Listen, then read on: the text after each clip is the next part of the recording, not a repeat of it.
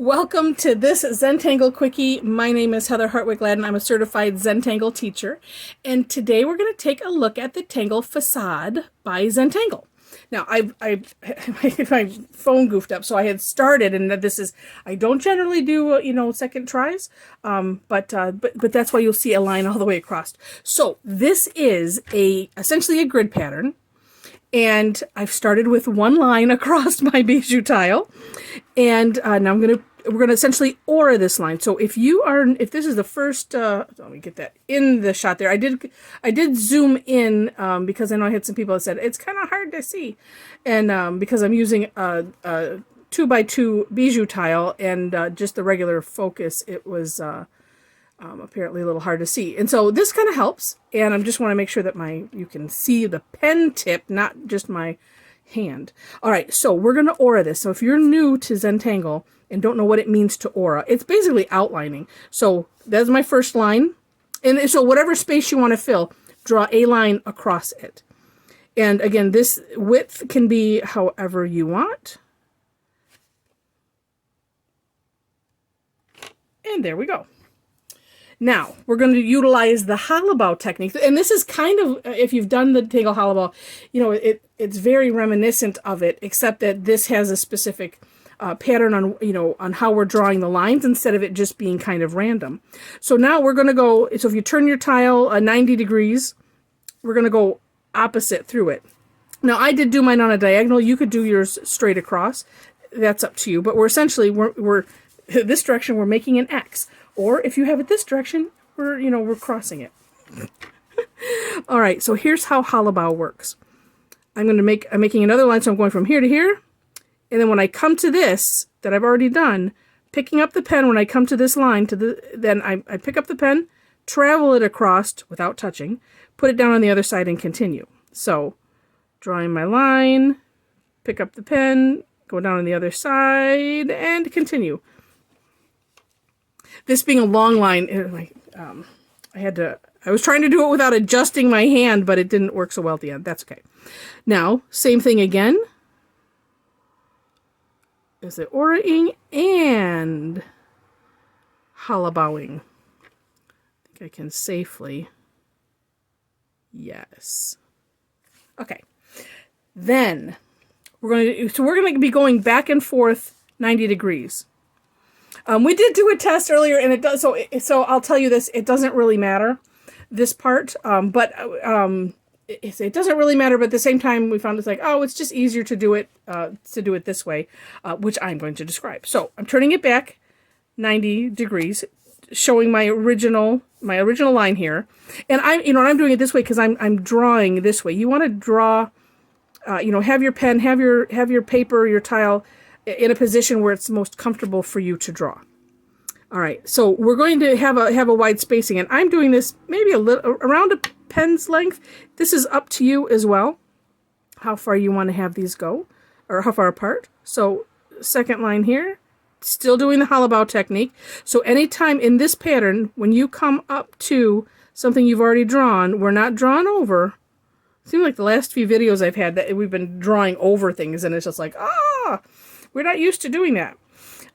We usually do the hollow bow technique, but you can do both, right? Okay, but this one, we're not. So I'm going to turn my tile, because again, here's the original. I'm going to draw one, a new line on either side.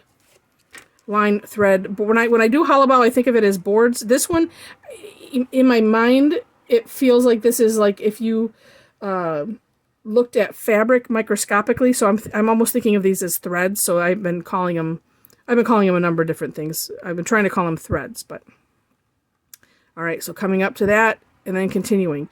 Now, sometimes there is a temptation to want to, I'll just do these two lines up to here and then continue, and then do these lines here. It's better to just do it as one continuous line. So that's why it's like you draw, pick up, put it down, have it travel as if you're doing it, because then it's like one continuous thought. as on some of the other tangles where we have the take off and land concept, where we're tracing over something, taking off, from that, whatever it is, and then landing on something else, and then at the same time tracing over that. There's just it's like a continuity or something that just makes it flow better, So take that as you may. Now, I turned the tile. So now, so our original line, and we have new lines on either side. So turning it, we want to do the same thing here. So having 2 lines on either side of this. So same idea, but now this one we have to go underneath 3 lines. So same thing, as soon as we come to those lines, there we go. So I need to hold the tile maybe here, because it, as you saw, it was kind of lifting up. All right, and then or-ing that line to make this. And even if you have just a little section like here, this one is important, but I always pay attention to these little places, so that way it's continuous. So I'm going to flip my tile, do the same thing on the other side. Or I take the back, not continuous, convincing is what I call it, because it's, yeah, even the smallest little thing like that, because that, if it was something that was real and underneath there, you would see it. So I make sure to put those lines in. All right, now it looks like we can maybe fit sort of like 1 1/2 over here. Something we kind of toyed with the idea of is you could leave it so it looks like fringe, have ends loose, and that's one of those. It's up to you. You get the concept of the tangle and the spirit of it, and then we have that artistic license to be able to to modify it, and you make a kind of a variation on it and have fun. So adding a couple here, and so this just to demonstrate that as big as the spaces that you're filling with this, just keep flipping it back and forth and adding. It's like coming out from the center, and we're adding pieces, to both sides as we go. All right. And there I go doing what I said not to do. I went down this way. All right. So then the next step is we're going to put orbs in. And, my first thought with this one was, you're just going to do, find an intersection, and we're going to do curved lines in each of these. But while, yes, it is a curved line, it really is an orb, but we're using the hollow technique. And I found it much better to think about that. So you get to decide how big your orbs are. And then also, in my step out, I have them going kind of in a row. So like if I start this intersection, it would be this one and this one and this one, kind of intersections on the diagonal. But if you do them, small enough or even different sizes, and I'll show you examples of those, you could do more if you want to. So I'm going to put this in here. So I'm making a big orb. And I think too, if we're thinking on the lines of an orb, it makes the continuity of that whole piece a lot better versus just curved lines. Okay, and then we'll do one over here. And going this way. There we go. And because this is small, okay, I'm going to flip the tile here, and then I would be putting one here, because again, I'm doing the orbs on these, I'm going to call it diagonal intersections. And the lovely thing is, nothing has to be perfect. And then, let's see, okay, then we're going to go up and down, so same thing again. And that one would be covered. And there we go. Yeah, that would be. And then up here.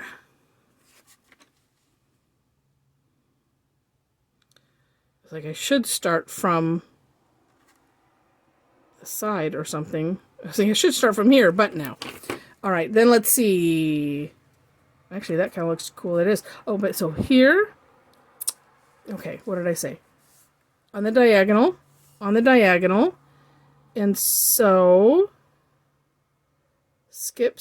I'm thinking there would be one. Yeah, here. Because if I'm going up and down, just like we did here.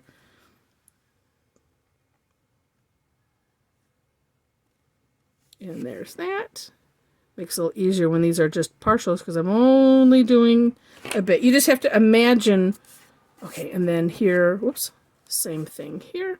You just have to imagine where would that be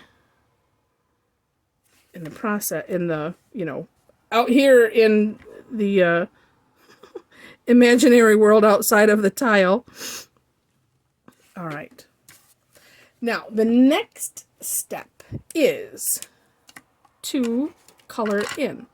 Now, we had some fun with this in our sessions. I'm looking for, okay, my graph. So I've been using a Micron 01, if you are curious. And this one I'm going to do it like the step out because I did do some kind of variations on this in the examples that I will show. And I will also maybe, I think, yes, save you from watching all of this coloring in. But we're going to color in around, just in the background. So outside of these orbs, we're going to color in with the black. Or any color that you so desire. And I will add this in as well. So while there's no such thing as a mistake in Zentangle, that is like philosophy, I want to say philosophy number 1, there are course corrections that we can make if things kind of turn out not so great. So for instance, let's see if I find one here. Well, I can't do much about that one. Oh, well, for instance, this has maybe this one. So let's color in here. So that has a little bit of a weird arch. And then you just have to be careful not to go over. I try to do the outline first. So I'm gonna outline this as it is. And I find, yeah, outlining with the thicker pen. And then you can color. That seems sort of to help me stay where I'm supposed to, so I don't go crazy. So this kind of has like a weird bump-ish. So when you're filling in, this is, I call it course correction kind of number 1. I mean, if you don't think you'll be able to fix it with shading, oh, but there, voila, I can adjust that, you know, as I'm filling in. The trick with that is you can only do it if you have room to go this way. It can't go this way because you can't, because you're filling in. At least when we're doing black pen on a white piece of paper. If you are using doing a white jelly roll on a black piece of paper or a black tile, then you can. I mean, as they say, we don't put erasers in our kits. But if you're using the white pen on a black surface, you could use the black pen on the black surface to adjust things if need be. So it's just getting creative. All right, so I am going to make a quick pause and finish coloring this in so that way you don't have to sit, because that's about all I want to, information that I want to share as far as tidbits on this, and then I can save you from having to watch. I mean, unless you're tangling along, but if you're tangling along, then you can pause also, because it'll be just a second and I'll be back, and magically, like the cooking shows, all of this background will be colored in. So, be back in a sec.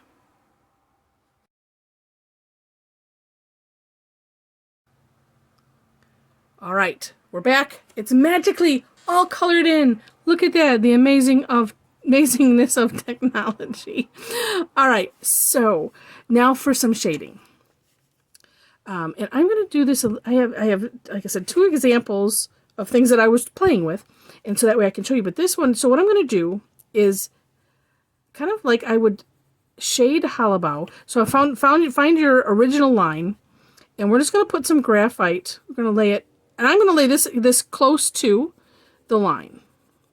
The other way that I have done it, which I'll show in a moment, is I have it separated a little bit more. But I had wanted to try this, so that's what we're doing. Now, you're putting it on against the solid line. So in this case, we're going over, these lines, where when we were drawing the lines, we were not drawing over, we were drawing under with the Halabow technique. But for shading, we are following these solid lines, just like that. So just putting the graphite, but here no, but here yes. if that makes sense. So not where we drew under, again, following that solid line. So what I'm doing is I'm putting it, so as I have my tile positioned, I'm putting it on the right side of these lines. And you don't really have to put it over the black because obviously it's not going to do anything over the black, but sometimes it's just, that it's having that continuous line.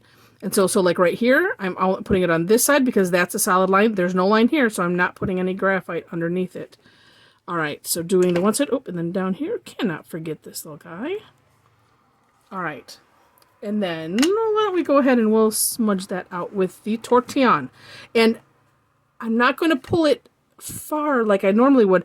I'm basically just going to go back and forth like this because I just want to smooth it out.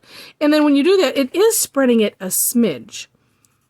We're smudging it a smidge. Just not too far. Because we kind of want it to look like a shadow. Now, normally in Zentangle, we're not concerned about light source and stuff like that. It's just, what makes it pop? What creates a neat effect. But in this case, we can kind of, if we want to play with that, of course, there's no reason not to if you want to. It's just, we generally aren't worried about that. And see, it's already raising that up just a bit on that one side.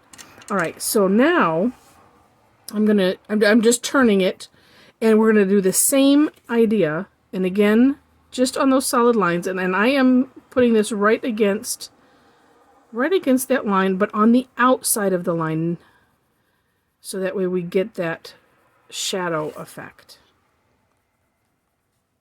Oops, and then this one, see, I'm hesitant because like, oh, no, don't cross over. Yes, this one we can because there's a line there, as I'm telling myself. All right, and sometimes too, if you have just these little spaces, the graphite, it gets packed up on the tortillon, so you could just use what's there. All right, so, and then again, and I'm just kind of doing a back and forth.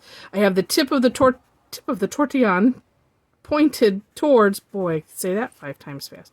I mean, it's pointed towards the line that I do not want to go over, and that kind of does help with a bit of control and stuff. The other thing about not going over the black is because the black is still kind of wet on here, and then you end up, picking up bits of, because this is these tiles are a cotton, so you end up picking up pieces of the paper and and the ink, and it makes it messy. All right, so let's see how that. Oh, okay, that looks neat. Now I'm going to, and I like doing this in stages and then taking a look. So what I'm going to do is we're going to do it on the opposite side as well, because as you can see now, it's like the weave, the fabric, the whatever, however we want to call it, the grid is now raising up from these dots. So we're going to do the same thing on the other side. And again, just butting up against it. Oops, see, hesitated. This is that original line. I get to go all the way across.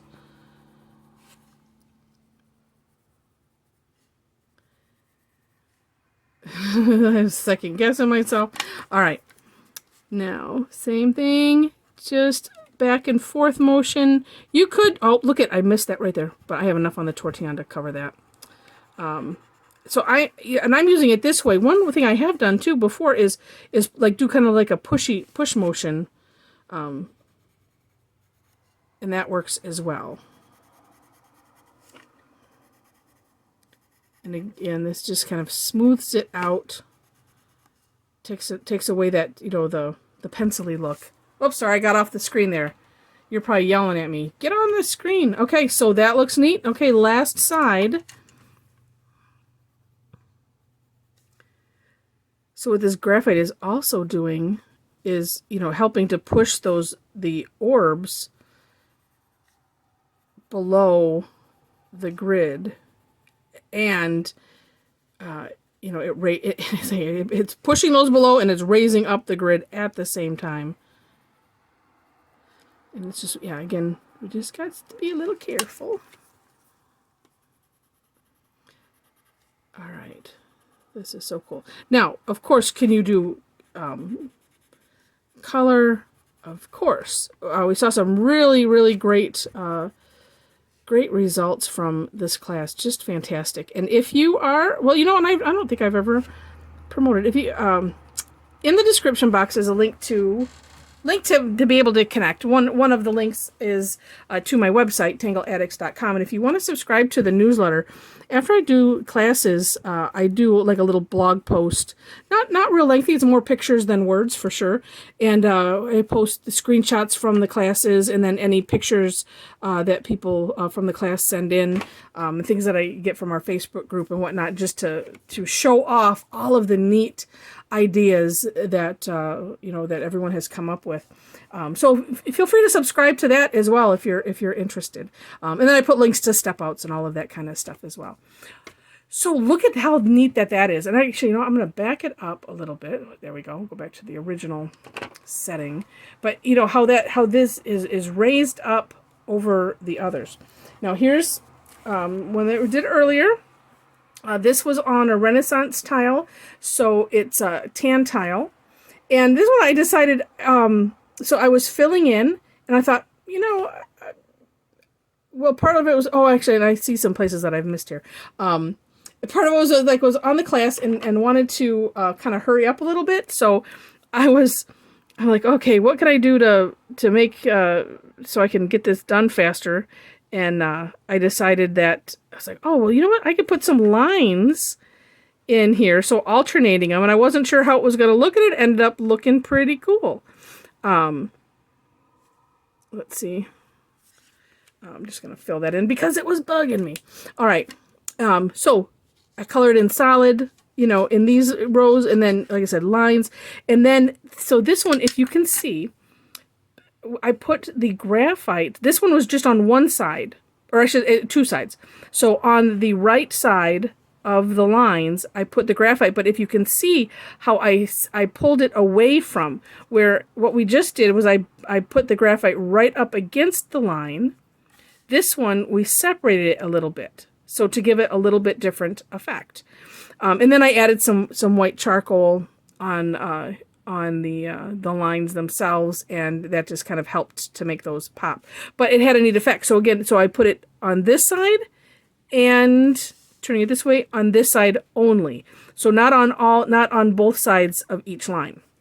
Now this one, actually this is cool. So I like doing this on the edge where I've went around the border with the graphite, and then went around on two sides, and then the other two sides with the white charcoal. And I love how it makes it pop like right off the page. But then if you do it this way, it's like then it sinks. I think it was that way. One way it sinks it down, one way it pops it up. It's really funny.